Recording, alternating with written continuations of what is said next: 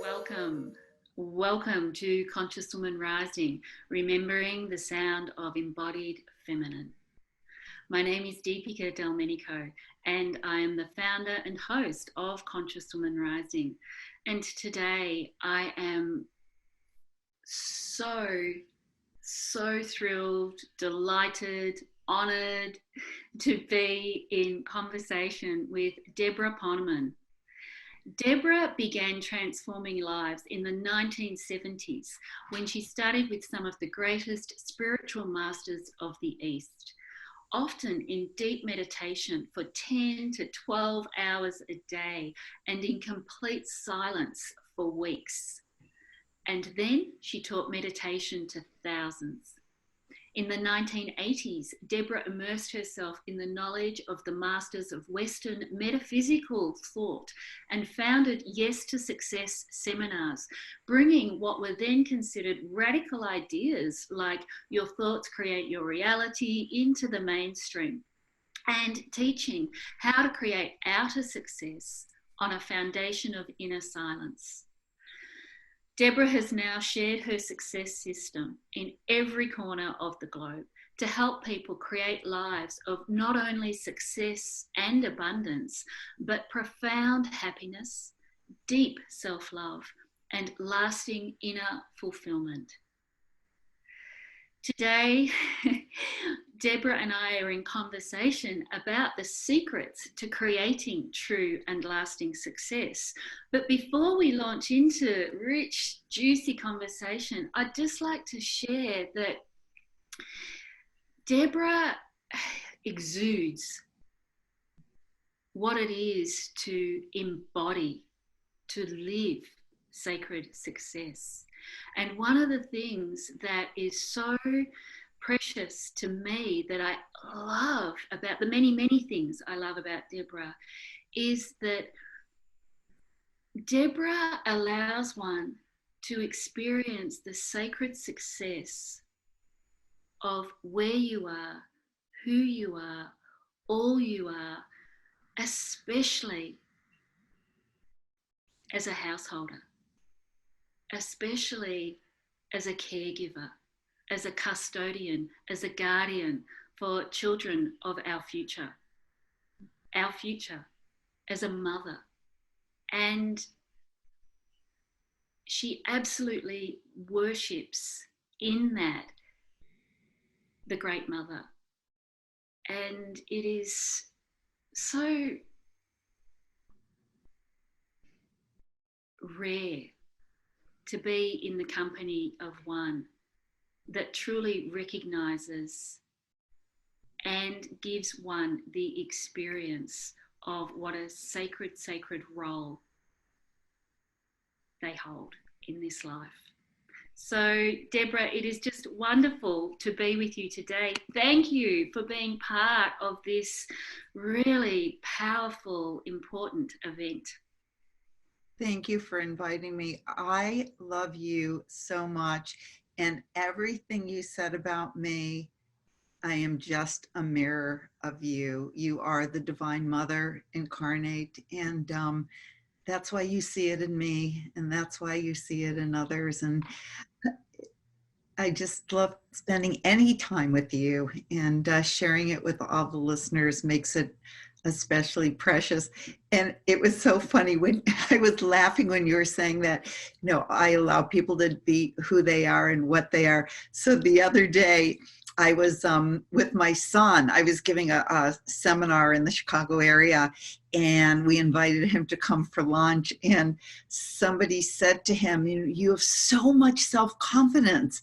How did it happen that you grew up having so much self-confidence and just self-love and knowing who you are? And he said, well, it was because I had this mother that thought everything I did was the best. Like, oh, you put your pants on right, the right way.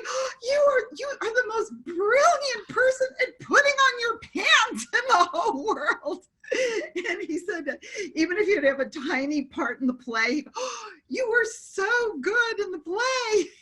And I was thinking, well, I guess, because when you were saying that, I thought, oh God, that's so sweet. And I thought, that's kind of the same thing Daniel just said. I loved him I for love who he it. was, but I thought he was the best at being who he was.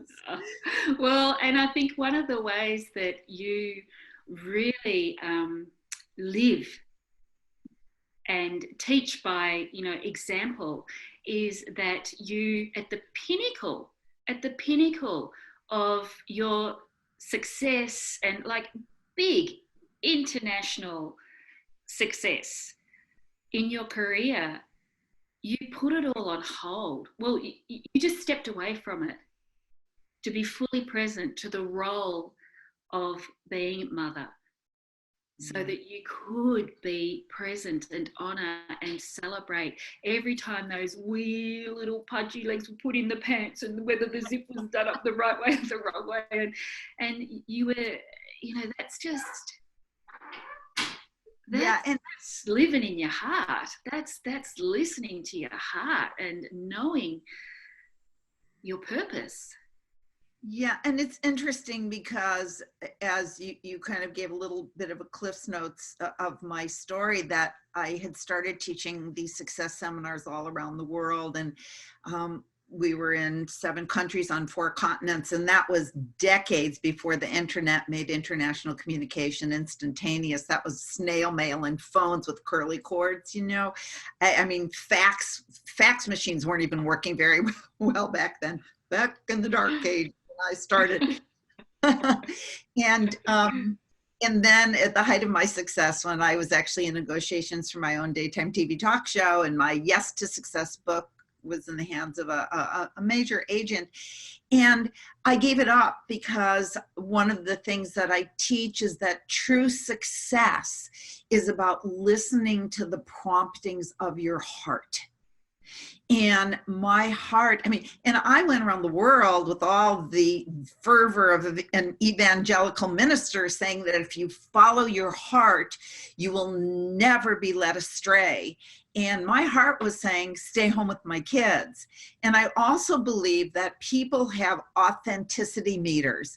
And if I'm going around telling people to follow their hearts, and I'm going around the world teaching success when my heart is home with my daughter when she was born, well, my authenticity meter would have been way over in the negative range. So those 2 principles of success, one is to follow your heart, and the other is to really question, am I living my integrity? Am I, as my friend Janet Atwood says, am I being the teacher who lives the teaching? And if you do those, and not that everybody should stay home and be a mom at home, it was just, that was the prompting of my heart. And people said, have you gone out of your mind? Because I was giving up so much to be a mom at home. And I said, absolutely, right out of my mind and right into my heart. And I also was very clear, it's something else that I had been teaching, and that is that we were each put on earth for a purpose. And we were each given gifts that we're supposed to use. Like your penchant for Ayurveda and teaching Ayurveda and also this conscious woman rising, all of these things, you've had this desire, and now you're serving the world by honoring the desire and honoring the gifts that the Creator gave you.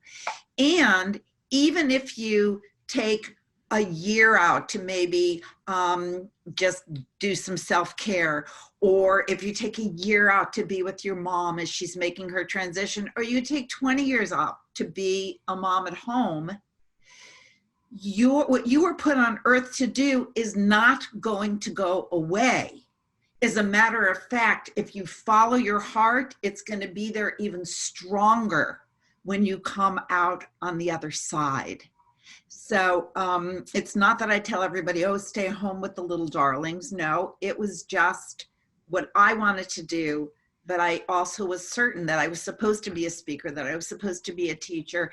And being home with my kids for those 20 years made my teaching so much richer. My friends who never had kids, they always say to me, "You have the best stories now."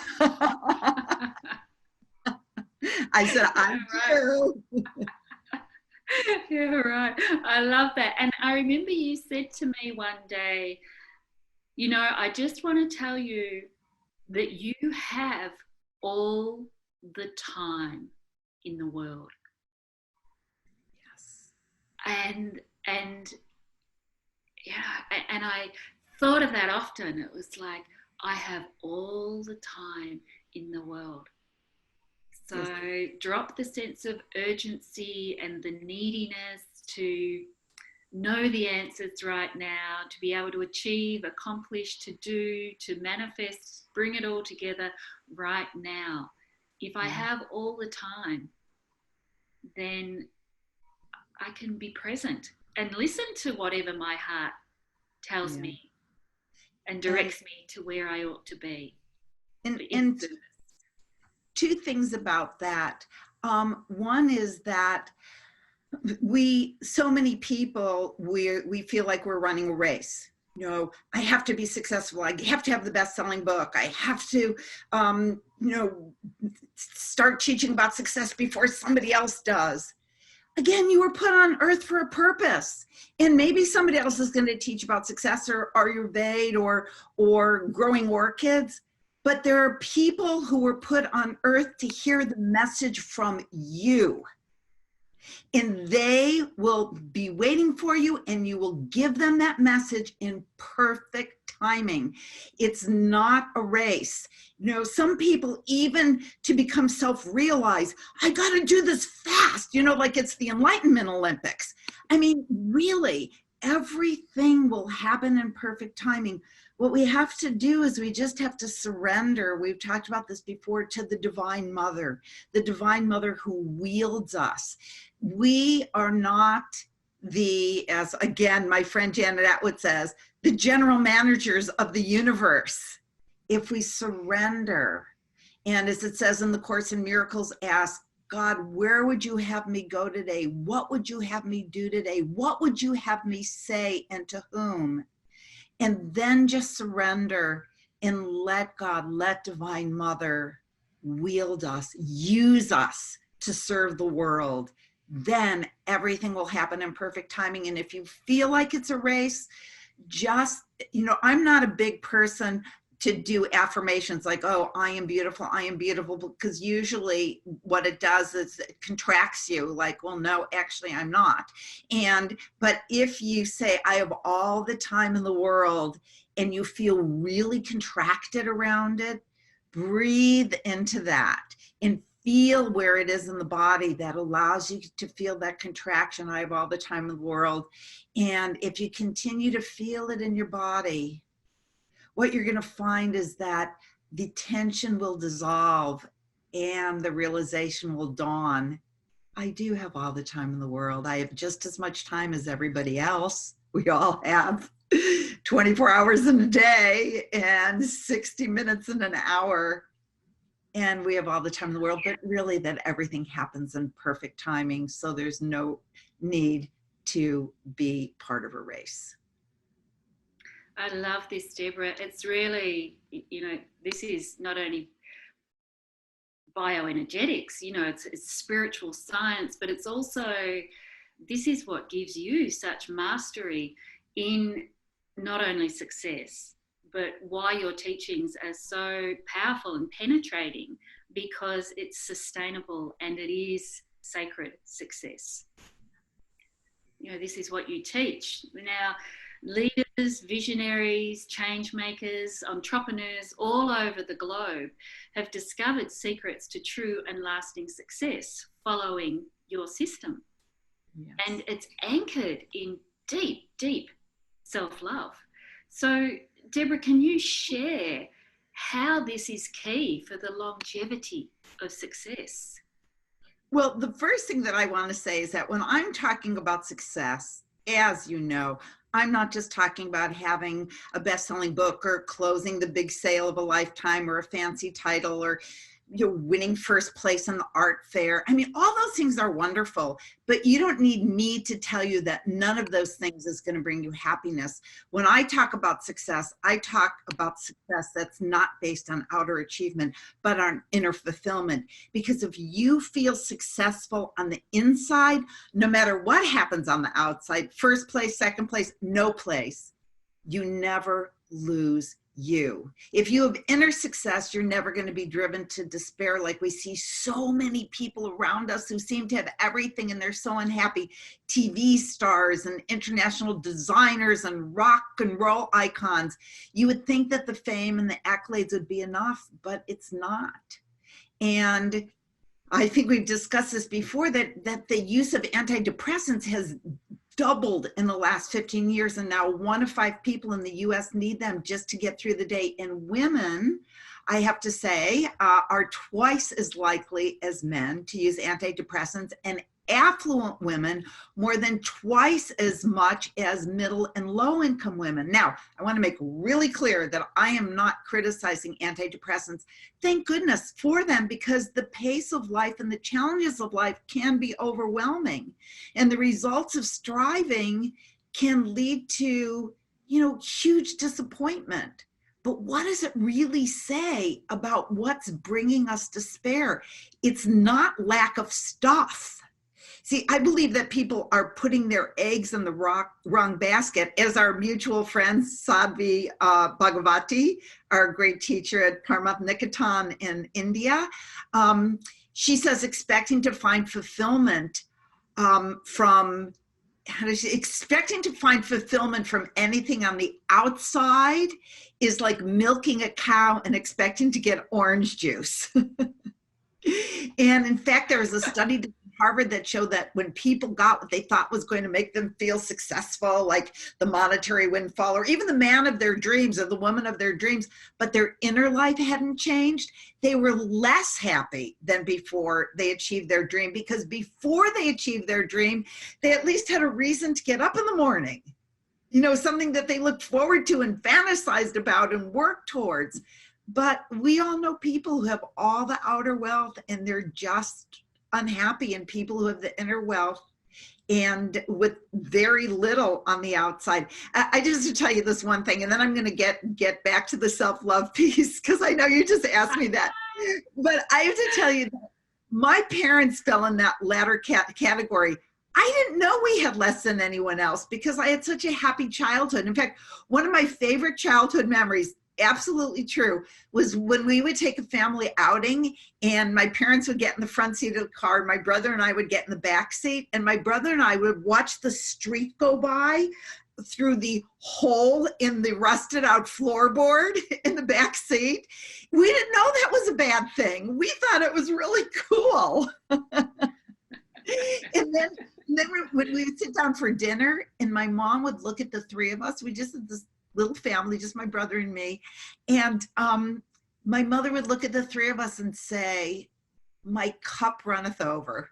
She would just look at us with tears in her eyes, and she thought she was the luckiest person in the world. So my role models were humble people who didn't have a lot on the outside, but felt very successful on the inside. So again, if you feel successful and fulfilled on the inside, then if your investment soars or you lose it all, or if you get the promotion or you're passed over, or your book makes the Times or it doesn't, you have a deep knowingness that we live in a benevolent universe. And spirit would never create circumstances that weren't for your highest good. And if you are looking for outer success, because there's nothing wrong with money and having things, here's exciting news. When you cultivate the inner success, it's much easier to manifest the money and the relationships and the promotion and the kick butt portfolio, because you're not attached to the outcome. See, sometimes we're so attached to the outcome that we can't see better opportunities that are right there trying to get our attention. We're like those monkeys in Borneo who hold on to the banana inside the coconut and then they're carted away. It's so sad. But sometimes we get so attached to that material wealth that they cart us away to our death and we've still never experienced happiness. So now your question about self-love. Self-love is important because nothing else is really going to work in your life without it. If you don't have self-love, you won't feel worthy of receiving all the gifts that life has in store for you. I know we used to say this, and we still do in your Year of Miracles, that no one can love you more than you love yourself, or that people can only give you what you're willing to give yourself, or the universe will only give you what you feel worthy of. So until we begin to remove some of our core beliefs about ourselves and develop greater self-love, it's going to be really hard to feel successful. Because self-love is really, it's just a knowingness that all is well with you and with the world.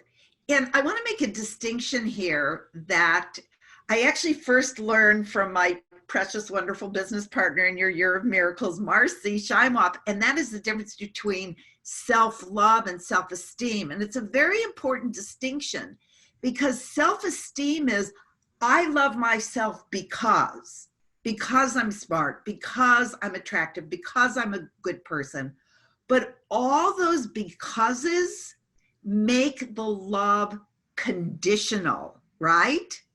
Self-esteem is something that you earn because of something. And there's nothing wrong with it. It's a wonderful thing to develop. But self-love is unconditional.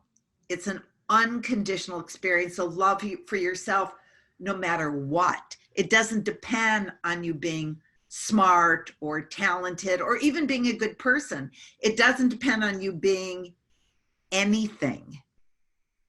Self-love is about an unconditional acceptance of who you are, no matter what. You can have self-esteem, but it's really self-love that you need in order to be truly successful.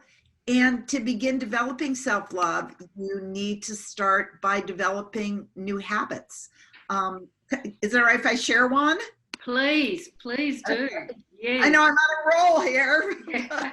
No, but this is, I'm sure people listening are so hungry for, well, what can we do? How do we do this? And so to be able to develop a new habit, bring it on. Okay, well, here's one, and it is the proverbial saying no. When you don't want to do something, instead of saying yes because you think that if you say no, somebody's not going to, God forbid, like you. But when you say yes, even though you're a big no on the inside, they might like you or appear to like you, but you won't like you.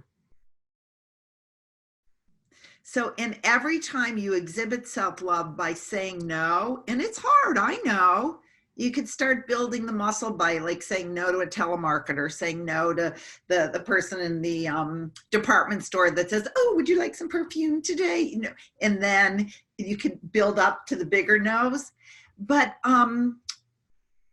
every time you do it, you build a momentum of self-love. Another way to build self-love is, instead of beating yourself up over something, start talking to yourself like you would a dear friend. Like, let's say, for example, let's say you're in a conference call, okay? And there's a bunch of people and everybody's sharing ideas, and you say something, and as soon as it comes out of your mouth, you know that it was kind of not the best thing you could have said, but it's out and it's too late. But instead of telling yourself what an idiot you are and how you are so stupid and you just beat yourself up, people do that. You need to talk to yourself the way you would talk to a beloved friend or your child, and say to yourself something like, oh, it's not a big deal. No one even noticed. You think it's a big deal, but hey, and if they think that it was they think less of you for it, then they weren't your friend in the first place. Or whatever you would say to a loved one. I do that all the time. Actually, my kids used to say, okay, are you talking to yourself again? Because if I would do something that was off base and I would cringe, they would see me kind of doing some self-talk. But it's a way that you exercise that self-love muscle. And as you exercise it more and more, it becomes really strong and you build that momentum towards more and more self-love. I love that, Deborah. And it really is a muscle that has to be worked to build up strength and tenacity when it's most needed. Mm. Mm. Deborah, how necessary is the inner work as foundation for the conscious experience, for the capability, and for the capacity for success? Wow. Okay. Well, if you don't do the inner work, it's like trying to build a building without first building a foundation. Even a one-story building is going to collapse if there's no foundation. The inner work, the inner silence is like the foundation. And the more profound the silence, then it's like the deeper the foundation, the taller the building can be. As you said in my introduction, we used to, I used to spend 8, 10, sometimes 12 hours a day. Not that I'm recommending that. I mean, that was many, many decades ago. I would spend hours a day in meditation and weeks in silence, right? Like complete silence. Now I'm lucky if I could spend 30 seconds in complete silence, but that was another time. But our silence every day. So besides self-love, there are many other ways that I use personally to build that foundation. Can I share a few of them? Please Okay. do. So one thing that I do religiously is I do the work of Byron Katie. And the work of Byron Katie is self-inquiry. And it's simply questioning our own thoughts. So you make a statement and you ask, is it true? Question your own thoughts. My son shouldn't have married that woman. My husband shouldn't have had that affair. My teacher should charge less for retreats. Is it true? Do you absolutely know that that's true? And by questioning your own thoughts, you find that what is. And if you argue with reality, you will always lose, but only 100% of the time. My husband shouldn't have had the affair. What's the truth? He had the affair. So should he have? Well, he did, so obviously he should have. But self-inquiry is a way to begin to love what is. Not just accept what is, but love what is. So that's the work of Byron Katie. I find it indispensable. Another way I do the inner work is I watch my thoughts. Thoughts and words create vibrations, and the thoughts we think and the words we speak cause us to vibrate at a certain frequency. And we draw to ourselves those things of a similar vibration. So if you're talking about what you don't want, there are no good men for women in their 60s. Getting old is such a bitch. Every day my mind is like feeling less and less clear. Well, that's it, you're vibrating. And so many of us, so many women, especially when we're getting into our 50s, our 60s, our 70s, we say these things that we don't want to happen, and we're vibrating them. And you know my story, one of my favorite stories, which I'll tell an abridged version of. I've always taught since the early 1980s when I started teaching Yes to Success that we vibrate like tuning forks and we draw into our lives our dominant thought. But then when I had that near-death experience a few summers ago, when I got sick and I thought I was going to get better, but by the end of the week, I was so sick that I could not even speak or lift my head off the pillow. So I called one of my dear friends who's a healer, and he said, I'll help you, but you have to promise that you'll do exactly what I tell you to do. And I said, anything, because I thought I was dying. And he said, call 911 immediately. You remember the story? Yes. So I couldn't even dial the phone at that point. He had to call 911. They actually had to break in my front door because I couldn't even get out of bed. And they said to me, what hospital do you want to go to? And I said the one that was 10 minutes away, which was Evanston. And they said, we don't have time. They didn't think I would live long enough to get to Evanston. It turned out that I had a sepsis, which was not one, but 2 deadly bacteria in my blood. But what happened was when I was in the emergency room, and I had tubes coming out of like every single orifice in my body, and it didn't look like I was going to live. My blood pressure was like 52/28, like you don't live. You don't usually live. You have a 50% chance of living when you have 1 bacteria, when you have an acute sepsis, but I had 2. But I remember lying in the emergency room, and my husband, we were separated at the time. Now we're divorced, but we're still like love each other as dear, dear, dear, dear, dear, dear, dear, dear friends. So my healer called my husband and said, get over to the hospital. Obviously we didn't live together, but when he walked in, it didn't look like I was going to make it.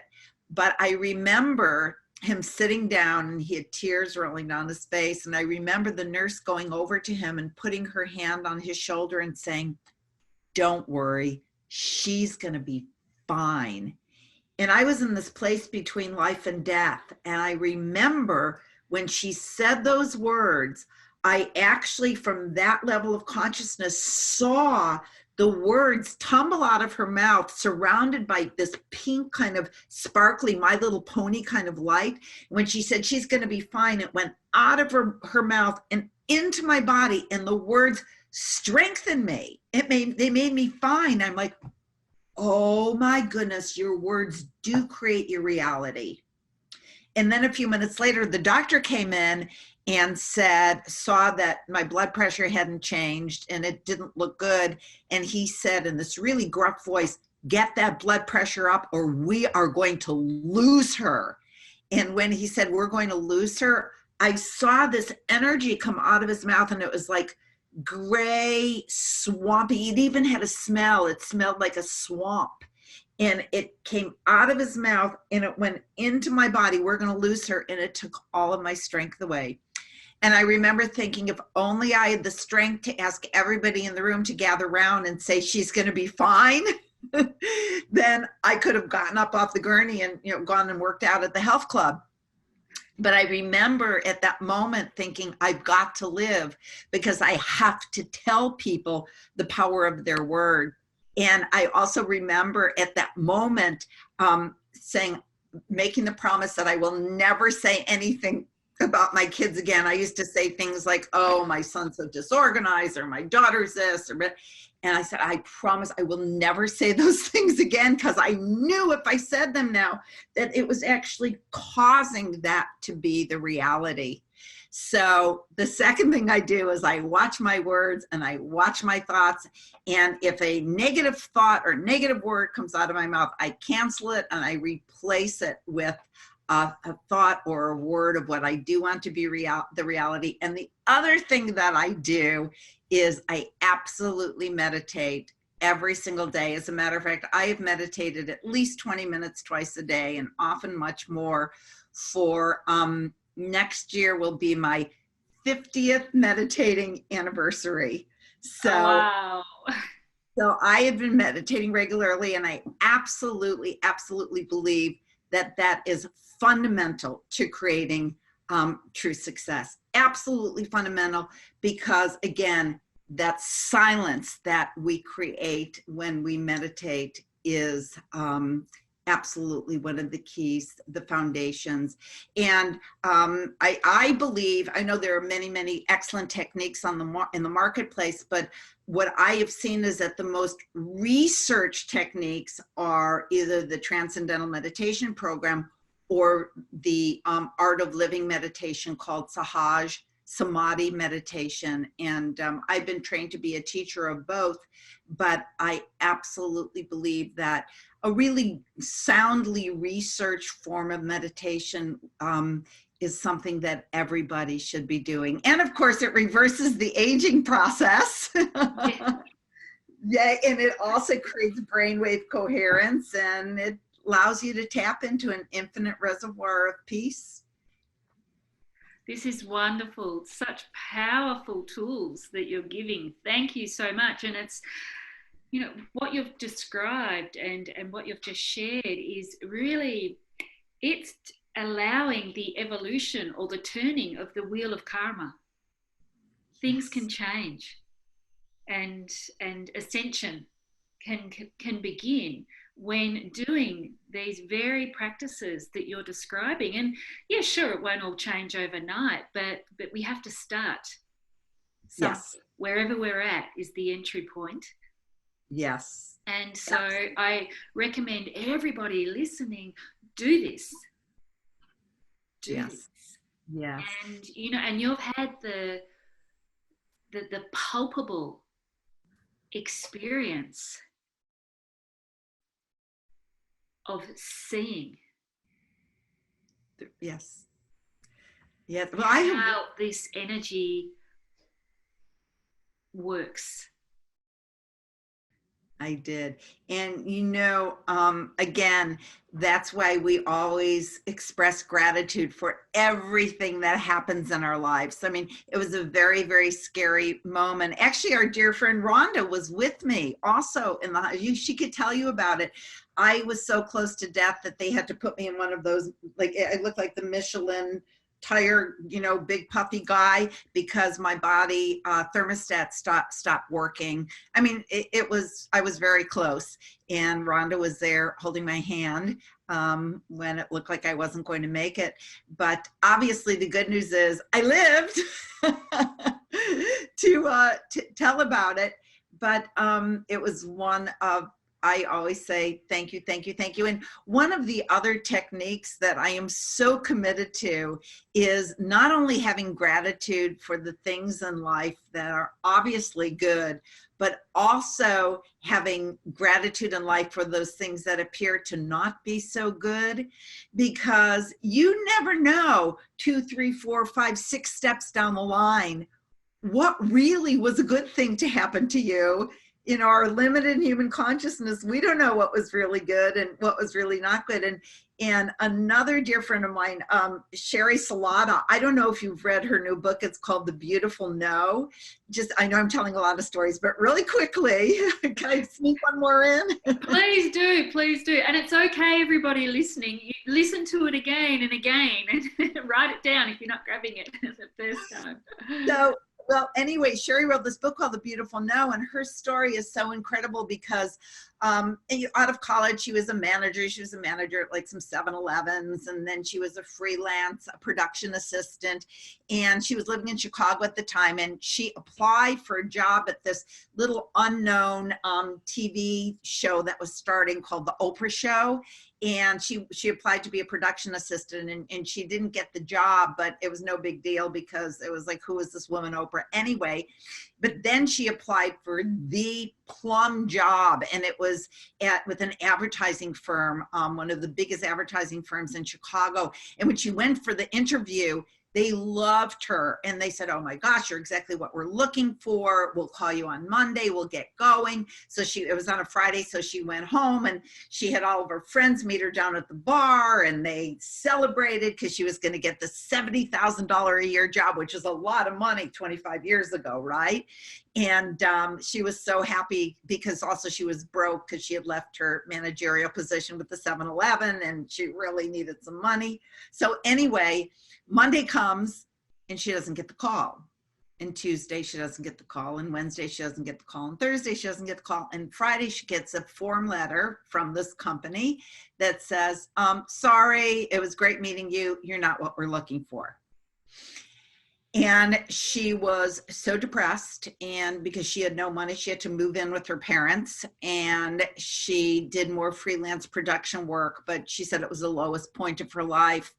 And then a couple of weeks later, she got this phone call, and this woman says, "Hi, this is so-and-so from Oprah's studio, and we found your resume, and we don't know, why we didn't call you in the first place, but you're exactly what we're looking for.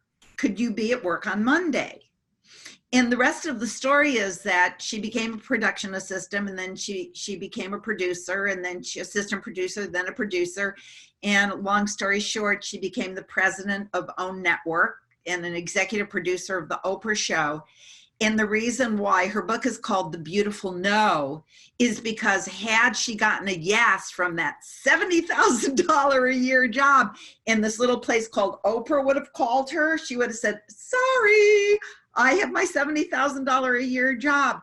So she said, you never know how beautiful the no's are in your life.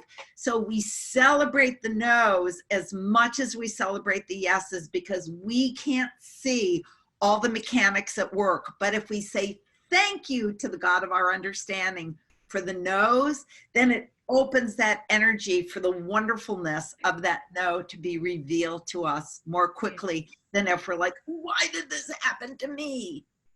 Beautiful no.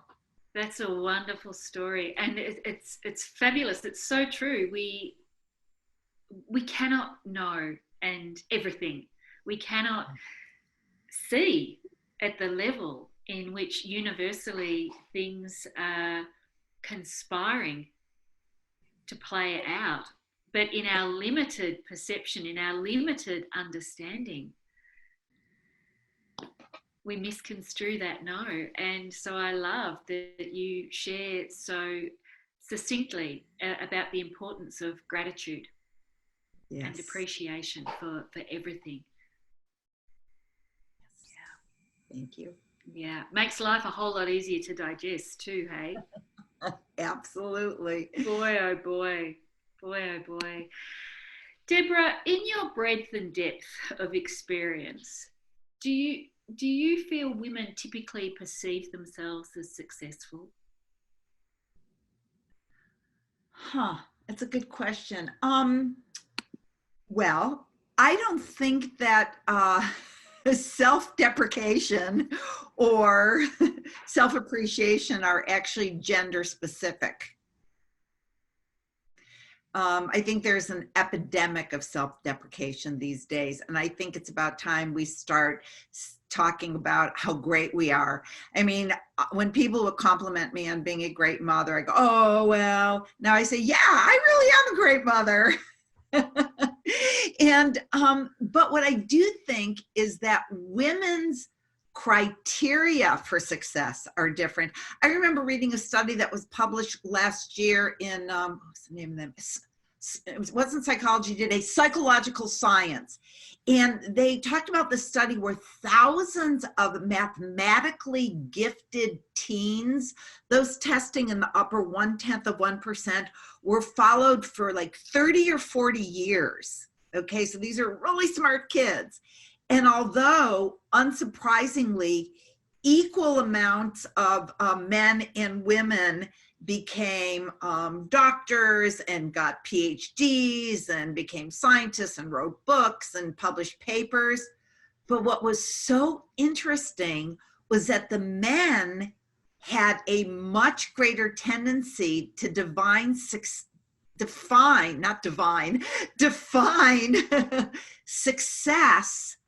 by their incomes and their professional achievements.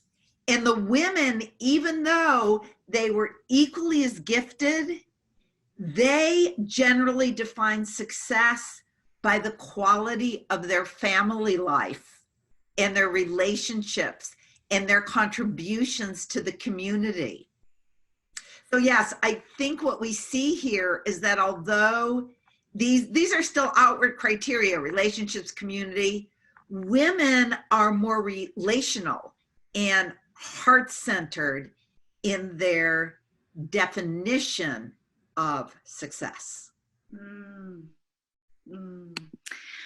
Debra, how can we educate our children, our great, great, great grandchildren, on the principles of sacred and sustainable success? Well, this is one of my favorite subjects, so thank you for asking that. I think the way to educate them is to not educate them at all, but to be a living example. Wow. You see, you've heard the expression, your actions speak so loudly, I can't hear what you're saying,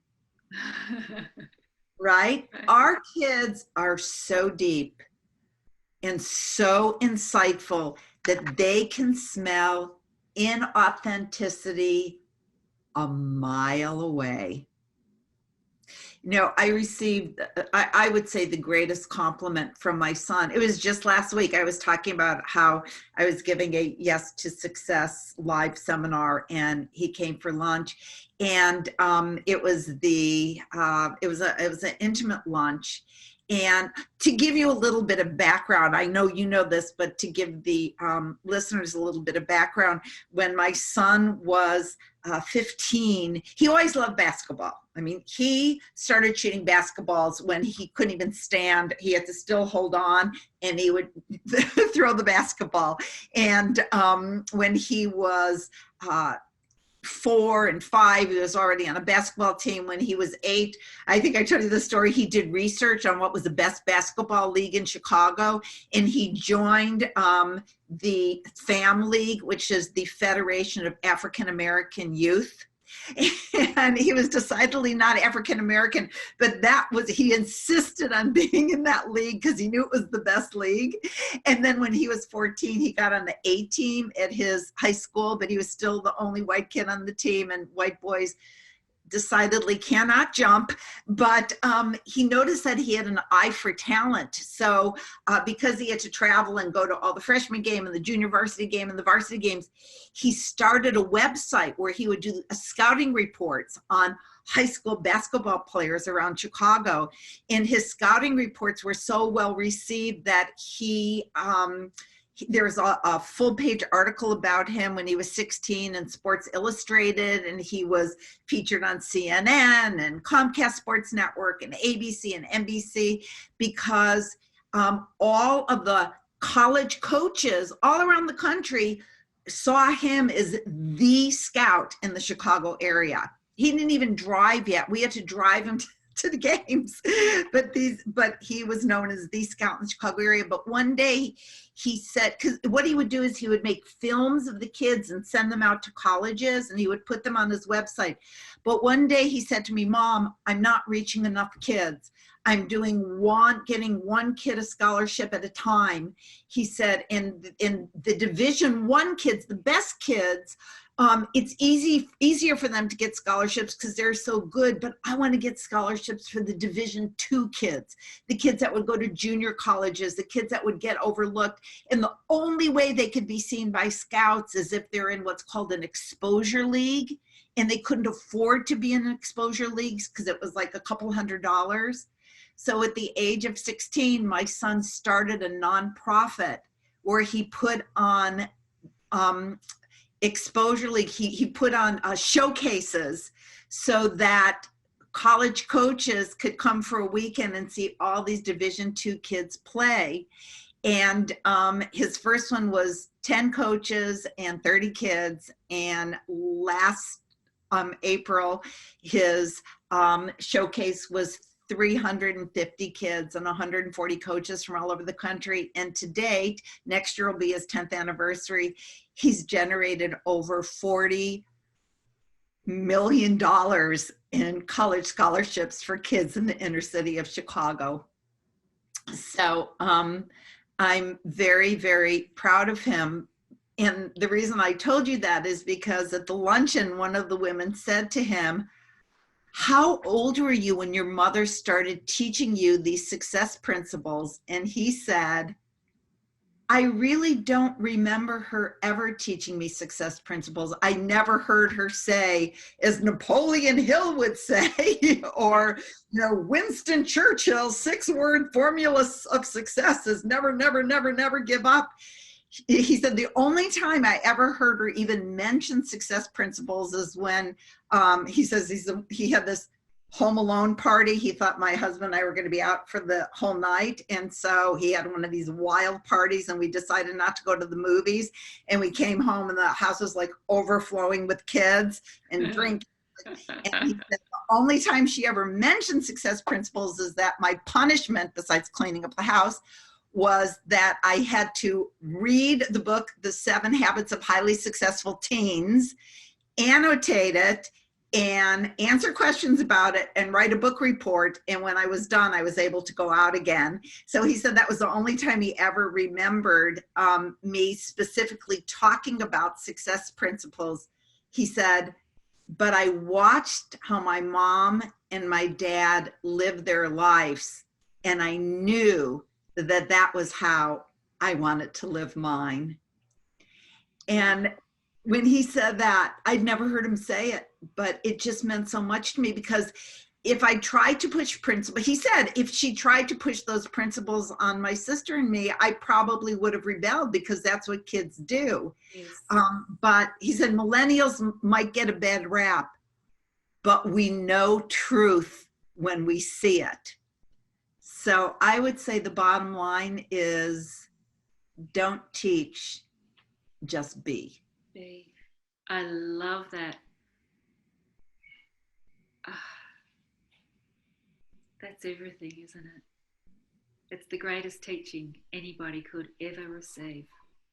And I'll tell you something else, talk about the greatest teaching. You know, I might have studied all the great masters of success and prosperity, and also study with some of the greatest living and passed on masters of the East. But I learned absolutely the most, no contest, from those 2 gurus who call me mom.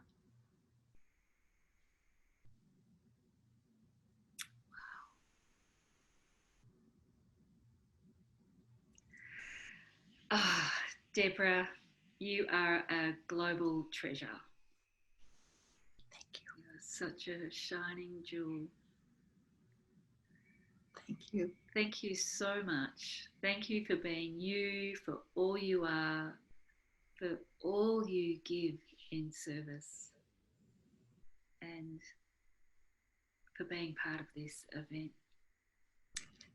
And thank you for following your Dharma and doing this event, because I know that your previous events have changed so many lives, and I know this one will too. And thank you for being a magnet for attracting women who have such deep knowledge and share the divine feminine, and you, like attracts like.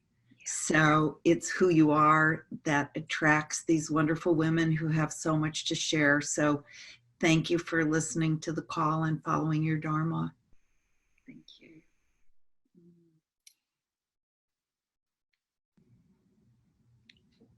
I love you, Debra. I love you.